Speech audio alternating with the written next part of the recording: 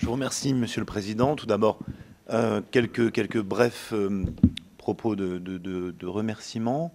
Je suis ravi de participer à cette manifestation qui montre à quel point il est essentiel que santé et droit continuent de dialoguer ensemble. C'est d'ailleurs l'œuvre des personnes qui sont ici, qui sont impliquées dans cette manifestation qui tourne autour du visage et du droit. Après l'intervention du professeur Georges Forêt, les aspects pénaux vont permettre de mettre en évidence quoi? Vont permettre de mettre en évidence finalement un adage, une citation, je crois que c'est Victor Hugo, qui disait que notre visage est un masque et le vrai homme, c'est ce qui est sous ce masque, justement. Et lorsque l'on envisage cet aspect, le droit pénal va venir véritablement ici en complément de l'intervention précédente, c'est-à-dire tout d'abord d'évoquer, pour commencer, le simple fait que, normalement, la diffusion, l'utilisation, l'exploitation, l'enregistrement du visage d'une personne sans son consentement va constituer une infraction pénale. Ça, on le sait. Donc cette diffusion constitue une infraction pénale. Toutefois, et c'est là où on rejoint l'équilibre qu'a évoqué le professeur Forêt, toutefois, bien évidemment, il ne s'agit de cette diffusion que lorsque le visage lui-même, donc la personne, se situe dans un lieu privé. Et au sein de la Cour d'appel d'Amiens, justement, il y a eu une décision comme ça qui a fait date, dans laquelle un journaliste était dans une salle d'audience d'une cour d'assises. Et alors, en raison de la réverbération, il faisait chaud à l'époque, quasiment comme aujourd'hui. À l'époque, donc par la réverbération avec les fenêtres, eh bien, l'image du visage des jurés en train de délibérer et de plaisanter avec le président de la juridiction était accessible depuis la salle d'audience. Le journaliste filme cette image et on voyait clairement, il y a un reportage. Les jurés sont par la suite ici, on va dire, ils ont été raillés, taquinés, embêtés même lors de discussions dans la ville elle-même. Et on a reproché cette infraction pénale. Ce qu'a dit le juge, finalement, c'est non pas il était interdit de diffuser cette image, c'est pas tout à fait cela, mais il a dit, voilà, tout d'abord, il s'agit là d'un lieu privé, en ce sens qu'il s'agit de la salle des délibérés, qui normalement n'est pas accessible à tout le monde, hein, il s'agit d'un lieu de justice, ici, il y a un secret du délibéré, que d'autre part, par contre, il est vrai que diffuser cette image au nom de la liberté d'expression, diffuser cette image pouvait s'avérer être pertinent dans un débat d'intérêt général, mais le visage, par contre, devait être flouté. Ce sont les techniques ici qui vont nous permettre de ne pas reconnaître le visage. C'est-à-dire qu'une information va être pertinente, mais il y a quand même tout de même des techniques qui vont permettre de ne pas diffuser le visage de cette façon-là.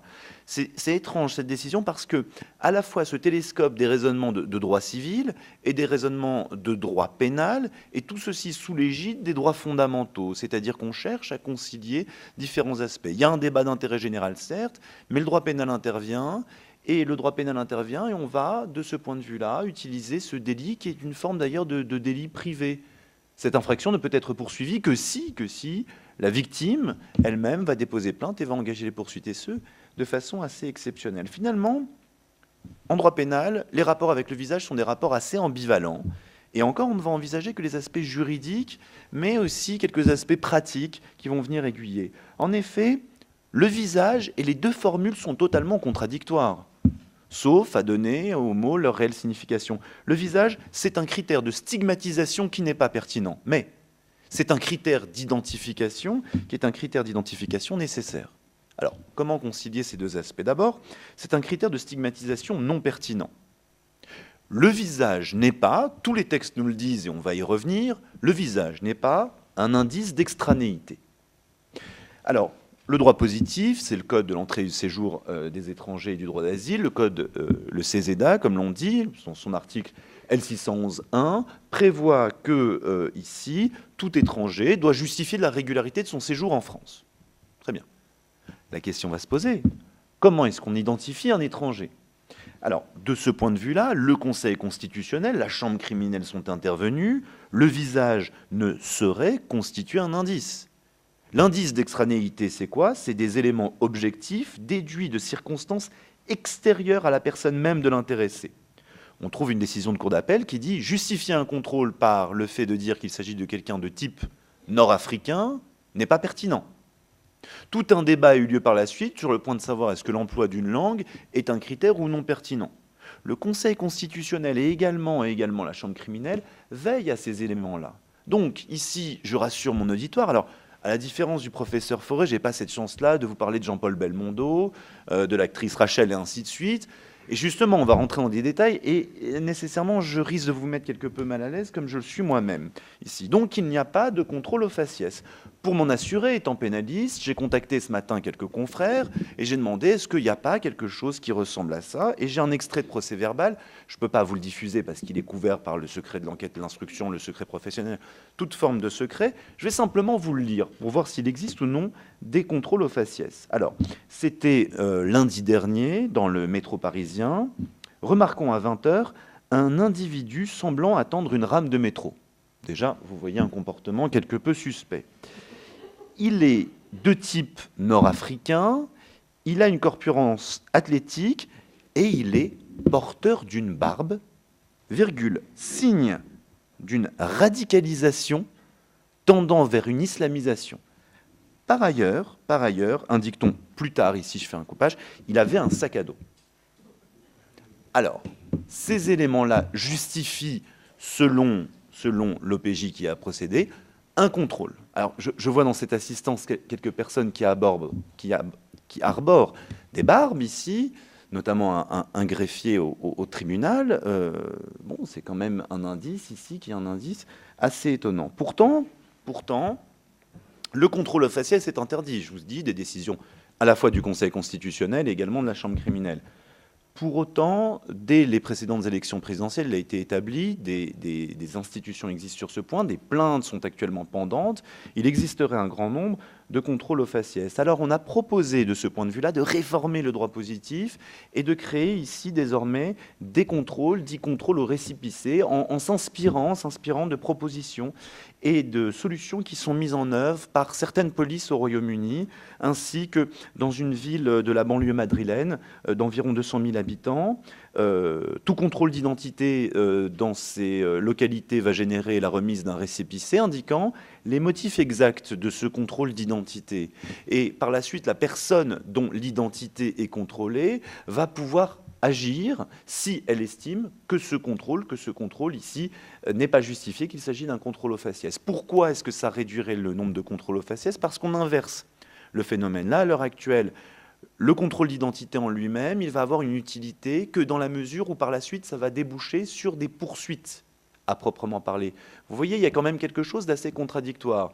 Il y a un contrôle d'identité, on va joindre cela à la procédure, mais encore faut-il qu'existe une procédure. Le droit positif actuel français n'empêche pas cela, donc des contrôles au faciès. Mais par la suite, l'individu qui s'est vu contrôler, comment va-t-il prouver qu'il s'agissait d'un contrôle au faciès? Et dès lors qu'il va adopter une attitude réfractaire au contrôle, il se met lui-même dans une situation infractionnelle.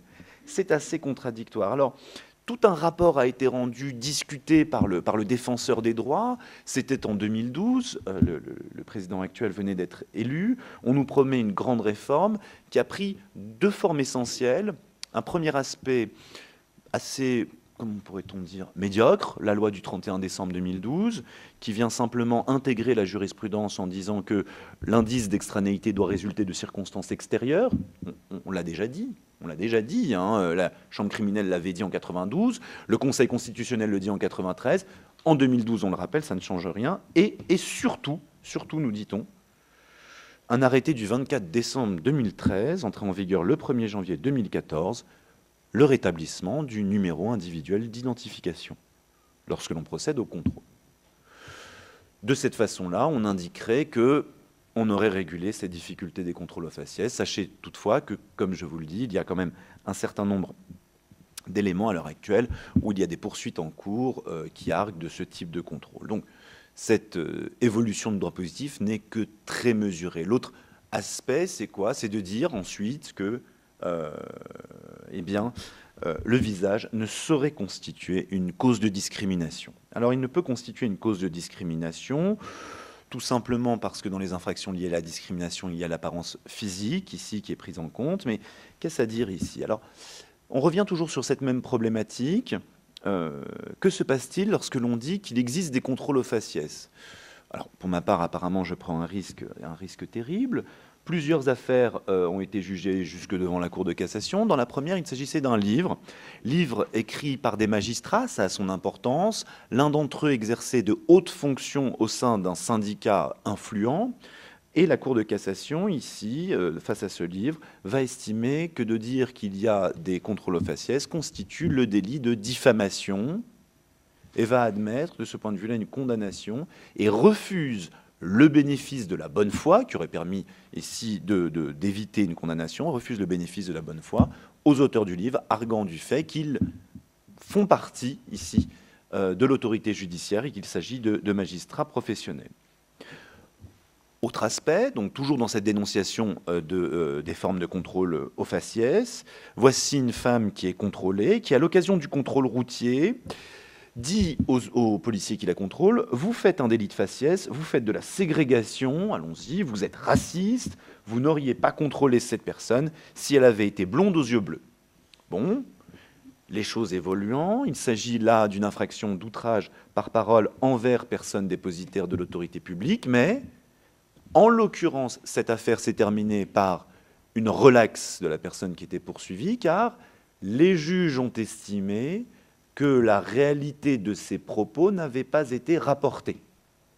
Pourquoi? D'un procès verbal à l'autre, et concrètement, ça arrangeait bien la juridiction de décider cela, d'un procès verbal à l'autre, il y avait quelques termes qui changeaient selon l'un des policiers et selon l'autre. Donc de ce point de vue-là, on va parvenir à quelque chose. Et puis surtout, ici, mais je ne développerai pas ces aspects, parce qu'il y aura juste après moi une brillante intervention sur les aspects qui ont trait aux libertés et droits fondamentaux, la Cour européenne des droits de l'homme a, il y a 2 années, condamné la France dans une affaire. Elle prête à sourire cette affaire. Voici un requérant qui est condamné pénalement à une peine d'interdiction du territoire. Bon, jusqu'ici tout va bien, c'est une peine qui est applicable aux étrangers. Or, le condamné était français. Alors, la juridiction, donc il était nationalité française, la juridiction ici lui a reproché de ne pas avoir argué de cet argument, et la Cour de Strasbourg a fustigé en la matière la négligence manifeste des autorités françaises qui auraient dû procéder à une vérification et ne pas déduire du simple visage, de la seule apparence de la personne, son caractère d'extranéité. Voilà un petit peu. Donc, le visage, de façon générale, sur ce premier aspect, le visage ne saurait justifier une quelconque forme de discrimination. Toutefois, j'espère vous l'avoir démontré, la pratique est plus mesurée. Pourtant, le visage demeure en droit positif un critère d'identification pertinent, nécessaire et utilisé. C'est un critère d'identification pertinent pour quelle raison? D'abord, le droit positif va encourager la reconnaissance visuelle du suspect. La reconnaissance visuelle du suspect, alors il y a plusieurs aspects, certains connus de la loi proprement parlée, d'autres de la jurisprudence tout simplement. Il y a tout d'abord une pratique, celle dite du tapissage, ou parade d'identification, que vous connaissez parce que vous avez tous vu, c'est obligatoire de voir ce film, Usual Suspect, ici. Le film est basé véritablement sur cet aspect-là. Cette parade d'identification ou tapissage ressort des dispositions de l'article 20 du Code de procédure pénale et un agent de police judiciaire peut parfaitement y procéder et enregistrer les déclarations des témoins. Pourtant, il s'agit quand même là d'un des actes fondamentaux. Là, un simple agent de police judiciaire, même dans le cadre donc d'une enquête préliminaire, on peut y procéder. Et il n'y a pas, à l'heure actuelle, en droit français, d'encadrement juridique, c'est-à-dire il n'y a pas de présence de l'avocat de la personne. Alors, cet aspect du droit positif devrait évoluer en raison d'une directive européenne qui doit être transposée au plus tard le 27 novembre 2016. Par ailleurs, d'autres pratiques existent. On pourrait citer notamment celle des portraits robots et même des hésitations parfois au sein des juridictions. Ces hésitations au sein des juridictions, voici quelle était l'hypothèse. Nous avions un juge d'instruction qui, dans une cas d'affaire de viol et d'agression sexuelle, se retrouve avec un prélèvement ADN. Alors, je me suis fait expliquer l'affaire, donc je vais faire comme si je comprenais absolument tout la question. Donc, vous allez à un moment donné m'arrêter ou m'égorger, je ne sais pas très bien. Alors, il va ordonner une expertise parce que ce profil ADN ne correspondait à aucun des profils qu'il avait dans sa base de données, à proprement parler. Mais il a fait diligenter une expertise pour que l'expert lui révèle les caractères morphologiques apparents de l'auteur d'un crime à partir de cet ADN. Donc on va déduire de cet ADN, finalement, une forme de portrait robot. Le juge d'instruction fait ça, il identifie la personne en question, c'est pas tout, et immédiatement, le juge d'instruction lui-même va arguer, va aller devant la juridiction supérieure pour demander la nullité de son propre acte. Pourquoi? Il ne voulait pas que toute la procédure soit viciée. Donc il ne voulait pas faire arrêter la personne, alors même qu'il se doutait que ce qu'il avait fait, on ne va pas dire contrevient au droit, mais tout de même. La Cour de cassation a dit non, non, très bien, continue, vas-y, c'est bien. On a admis un tel procédé, qui ne se fonde pourtant sur aucun texte spécifique, simplement les pouvoirs généraux du juge, qui doit procéder à tout acte utile à la manifestation de la vérité.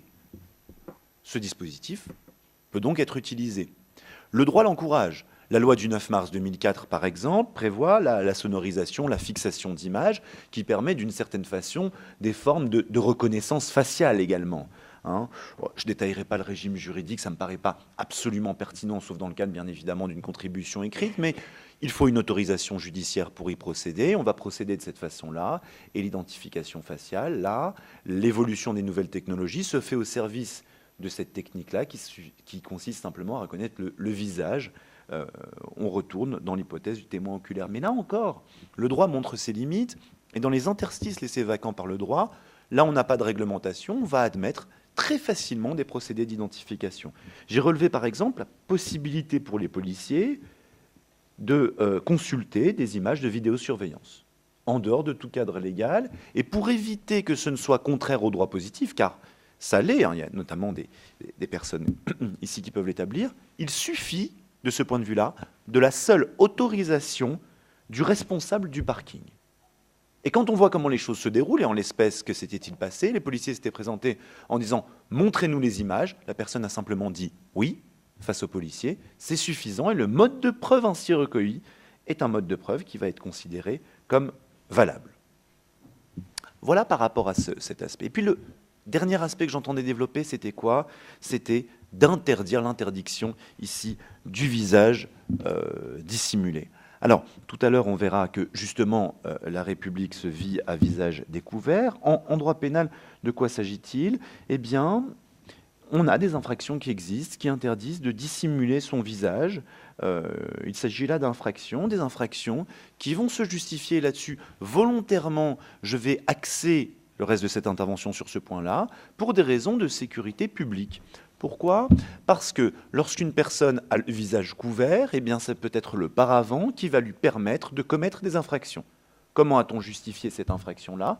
Tout simplement à partir d'une ancienne infraction. Voici des manifestants. Le visage couvert, ils vont permettre de commettre des infractions. La seule façon de détecter cette commission d'infraction, ça va être des systèmes de vidéosurveillance, mais on n'arrive pas à identifier leur visage. Et on ne peut pas intervenir dans le cadre d'une manifestation pour pouvoir les arrêter. Donc il faut interdire de ce point de vue-là la dissimulation du visage dans les lieux publics. La loi du 11 octobre 2010 le prévoit. Elle le prévoit, elle le généralise. L'entrée en vigueur de cette disposition a été décalée au 11 avril 2011. Toutefois, le Conseil constitutionnel a adopté une légère réserve en disant eh bien, que l'interdiction ne s'applique pas dans les lieux de culte ouverts au public. C'est un petit peu contradictoire. Jusqu'à présent, j'avais passé sous silence tous les aspects qui avaient trait à la liberté de conscience. Pourquoi? Parce qu'assez naïvement, j'ai pris les travaux préparatoires de la loi qui nous disent que c'est des raisons de sécurité publique, pas d'autres raisons dans les travaux préparatoires de la loi, pas d'autres raisons avancées non plus par la doctrine pénaliste, pour justifier cette interdiction. On verra un tout autre éclairage tout à l'heure, justement, sur cette considération-là. Il y a eu des recours qui ont été formés contre ces dispositions, des interprétations, une circulaire. Dans la circulaire, on dit, voilà, il se peut parfaitement que la dissimulation du visage soit autorisée dans le cadre de fêtes, dans le cadre également de considérations contraires à la sécurité publique. On cite, par exemple, la situation des motards qui portent un casque intégral. Donc ça paraît parfaitement autorisé. Alors plus encore, la loi crée une infraction, et là on voit bien qu'on va sortir du cadre à proprement parler de l'identification faciale, crée une infraction dans le fait de contraindre un tiers à dissimuler son visage. Tout à l'heure, on avait une disposition qui entrait en vigueur en 2011. Là, cette disposition est entrée en vigueur immédiatement. Quand le législateur prend le soin de prévoir des modalités d'entrée en vigueur différentes, c'est que vraiment elle entend mettre l'accent sur des aspects qui sont des aspects spécifiques. Et puis, la loi va prolonger une jurisprudence, c'est laquelle? C'est de considérer que est une circonstance aggravante de toute une série d'infractions, extorsion, destruction, dégradation, détérioration, le fait de dissimuler son visage. Jusqu'à présent, on trouvait des jurisprudences, certaines assez sympathiques, il faut le dire, où on avait condamné un individu, alors ça avait été commenté, je m'étais essayé un commentaire sur cette question qui m'avait beaucoup amusé. Un individu était cagoulé, il avait été condamné pénalement pour violence parce qu'il faisait peur aux gens, de ce point de vue-là. Donc là, c'était dans un cadre particulier, il allait commettre une infraction très certainement, bon, la cagoule n'était pas revenue à la mode à l'époque, et de ce point de vue-là, on va avoir quand même ici, dès lors qu'il y a un choc émotif, on va avoir une infraction qui existe. Ceci résume les rapports ambivalents entre la matière pénale et justement le visage. L'identification faciale, finalement, elle est imposée dès lors que les personnes se trouvent dans un lieu public, et ce, à des fins de prévention et d'identification. Il est possible de reprendre cette formule selon laquelle la République se vit désormais à visage découvert.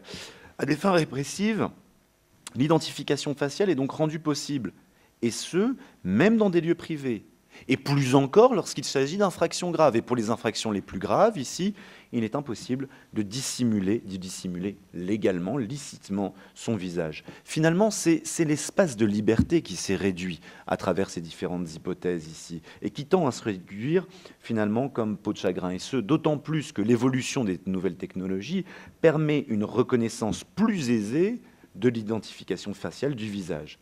Alors, dès lors, à partir de cela, une fois que l'on a cet éclairage-là, comment empêcher les contrôles à faciès, alors même que le visage est devenu l'identifiant majeur d'identification d'une personne?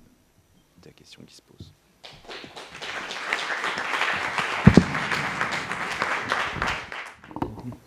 Alors, vous présentez, pour ceux qui ne vous connaissent pas. Donc, François Delaporte, professeur de philosophie. La question de Rachel, est-ce que c'est un... ce qui m'étonne, c'est qu'en 1858, il y a la photographie. Alors, si j'ai bien compris, mais c'est ma question, est-ce que Rachel, c'est d'abord un dessin et qui est reproduit sous la forme d'une photographie? Si c'est... voilà. Alors là, je peux répondre tout de suite sur ce point. Oui. Quand on relit le jugement, c'est exactement cela. En fait, les dessinateurs ont fait le dessin de Rachel sur son lit de mort, et au lieu, ils l'ont donné à la sœur, mais avant de le donner à la sœur, ils ont pris en photo le dessin, pas Rachel quand même. Ils ont pris en photo le dessin, et par rapport à cette photographie, on a répertorié jusqu'à 30 photographies du dessin représentant Rachel sur son lit de mort. On a le dessin original a été donné à la sœur, et ce qu'on a pu récupérer, il y a 10 photographies finalement du dessin qui s'évanouissent dans la nature. En tout cas, dans le jugement, on répertorie bien la saisie de 20 photographies, et ces 20 photographies, la saisie est validée, et le juge dit non seulement que la saisie est validée, mais qu'il faut détruire ces photographies. On ne les rend pas à la sœur, on ne les donne pas à la sœur, on doit les détruire. C'est ce qui est dans le jugement. Et c'est d'ailleurs étonnant, puisque quand j'avais entendu parler de cette affaire Rachel, et j'avais lu quelque part il y a quelques années, on parlait du masque mortuaire de Rachel. Je me disais, quand j'avais vu ton intervention, masque, non. Et en fait, il faut toujours repartir à ses sources. J'ai découvert, en fait, ce n'était pas le masque, mais c'était la reproduction des traits par le dessin et la photographie du dessin. C'est la représentation qui pouvait valoir comme la représentation d'un masque. Oui, parce que c'était... Oui. On le trouvait dans la littérature. Est-ce qu'il n'y a pas un glissement de l'image là, qui est du dessin à à la photographie, une sorte de collusion un petit peu ambivalente, comme dans votre topo aussi, qui montre que finalement que ça marche difficilement, et en général ça ne marche pas, il faut s'en réjouir. Ma question maintenant, c'est sur l'image, c'est très intéressant. Il y a un rapport, le cas Belmondo, on a un avant et un après. Le cas Isabelle, on a un avant et un après. Mais on a des critères de jugement qui sont totalement différents. Il y aurait comme une atteinte morale dans le sens de la dégradation avec ce pauvre Belmondo, mais qui relève, si j'ai bien compris, de l'actualité et qui est légale, alors qu'avec Isabelle, on aurait entière liberté dans la mesure où on passe d'un avant à un après qui est glorieux. Oui, cela pourrait être une façon de voir les choses, sauf que si tu m'emmènes effectivement sur le terrain de l'aspect de comparaison, je dirais deux choses. D'une part, il y a quand même le critère de l'atteinte à la dignité. Donc là, j'imagine, je me permets de répondre, si j'ai bien compris, à votre place, momentanément, mais de dire que vous restaurez la dignité de la personne. Donc en fait, non seulement dans ce que vous faites, ce n'est pas une atteinte à la dignité, mais bien au contraire, vous restaurez d'une certaine manière la dignité. Si tant est que l'on puisse considérer, il faut se méfier, parce que si je dis les choses à l'envers, ça voudrait dire que la personne a un visage indigne, ce qui mais ce n'est pas simplement la dignité, il y a aussi l'aspect scientifique. Oui, il y a aussi l'aspect scientifique. C'est ce que tu me dis sur les autres raisons. Donc finalement, une vieille histoire. Oui, d'abord de le relater sur le plan scientifique.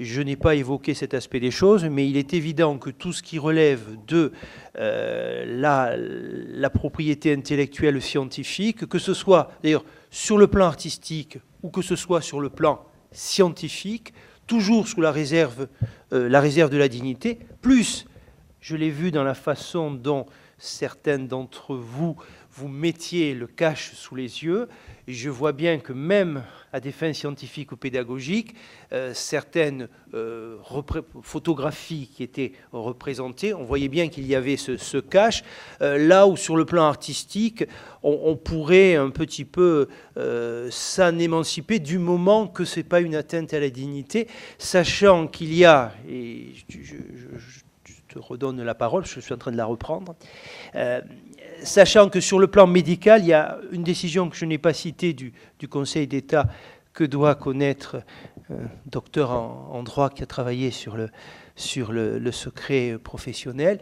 une décision du Conseil d'État de 1999 qui considère que le praticien qui avait laissé photographier, qui avait organisé les choses, sa patiente dans le cabinet, eh bien, commettait une atteinte au secret professionnel parce qu'on pouvait identifier la patiente et que par là même la sanction qui avait été infligée par le Conseil de l'ordre était valable.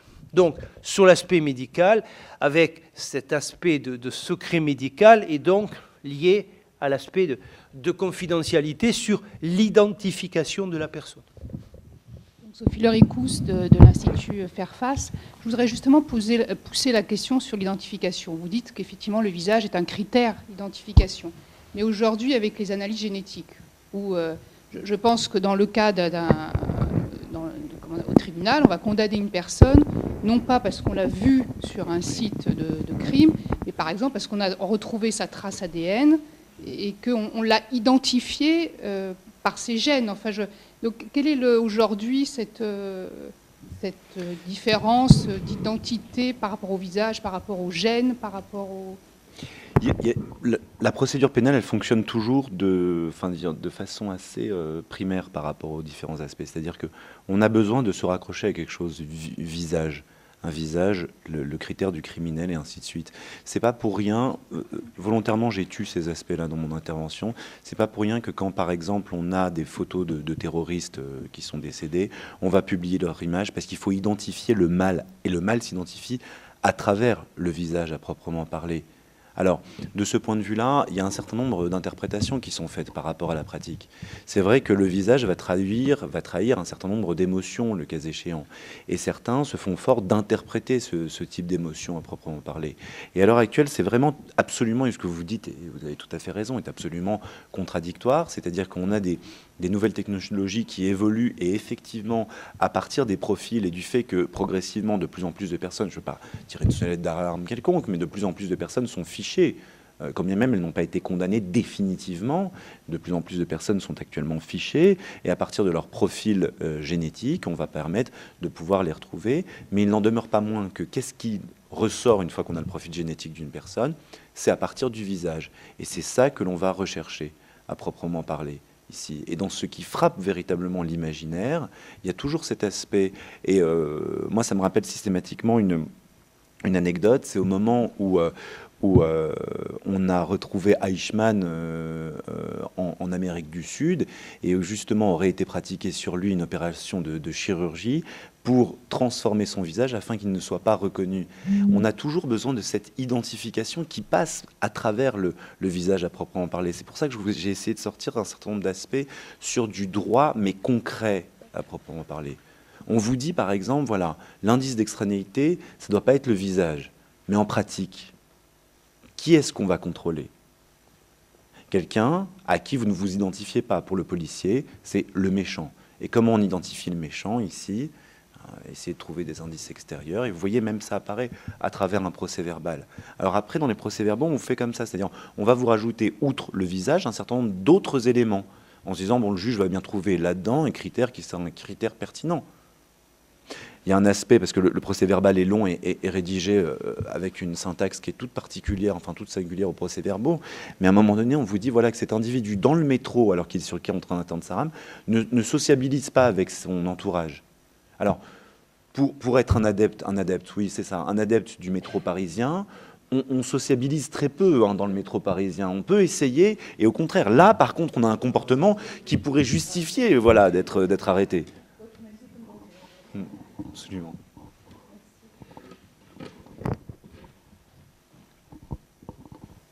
Lydia Morley, maître de conférence à Paris Descartes. Moi, ce n'est pas une question, c'est plutôt une remarque ou un complément d'information par rapport à la visioconférence que tu évoquais, Michael. C'est vrai que là, je pense qu'il y a tout un aspect aussi de la protection du visage au titre de la loi de 1978, la loi informatique et liberté, parce qu'en fait, on considère que l'image est une donnée à caractère personnel et dès qu'il y a collecte de cette donnée à caractère personnel, il y a une réglementation qui s'applique, la loi de 78. Quoi. Donc, c'est juste pour donner ce rappel. Bonjour, Emmanuel Netter, maître de conférence. J'ai écouté avec plaisir l'intervention de Michael Benyelouche qui m'a rappelé qu'il était interdit de couvrir le visage sur l'espace public, mis à part quelques dérogations comme le casque de moto, et ça jette un éclairage nouveau, me semble-t-il, sur cette scène qui est devenue un classique de la culture populaire, d'un éminent personnage politique qui va rendre visite à sa maîtresse actrice. Peut-être le choix du casque de moto, faut-il le voir comme une volonté de respecter le droit positif, même dans les moments les plus intimes de sa vie, alors que s'il avait porté une burqa, par exemple, ça aurait pu poser un certain nombre de difficultés. Plus sérieusement, j'ai été frappé par cette histoire de Cour européenne des droits de l'homme qui condamne la France parce qu'on n'a pas vérifié la nationalité d'un individu avant de l'interdire de territoire. Comme tout le monde, j'ai cette image du magistrat qui commence toujours par interroger un prévenu en lui déclinant son état civil, y compris sa nationalité. Alors comment cela a-t-il pu se produire dans cette affaire? Est-ce qu'on n'a pas posé la question à cet individu? Alors Emmanuel, c'est une procédure la pire qui... Enfin pas la pire, c'est vrai que c'est filmé. Donc c'est une procédure de comparution immédiate qui existe en droit positif, qui est parfaitement garante des droits de la défense, où l'avocat, à mon avis, était tellement exceptionnel qu'en 20 minutes, il n'a pas été capable, puisque 20 minutes seulement pour prendre connaissance du dossier, il n'a pas été capable ici de venir et d'argumenter sur cet aspect-là. C'est-à-dire comme c'est un abattage et que les affaires s'enchaînent, bon, il y a un aspect qui est le rôle du magistrat, effectivement, c'est à lui de ne pas condamner. Mais il y a aussi normalement simplement à l'avocat de rappeler, bon, attention, hein, par rapport à la peine que vous êtes susceptible de prononcer, mon client, il est quand même de nationalité française. Ce qui se déduisait du lieu et de la date de naissance également. Voilà. Bon, parce qu'il était né en France avant 93.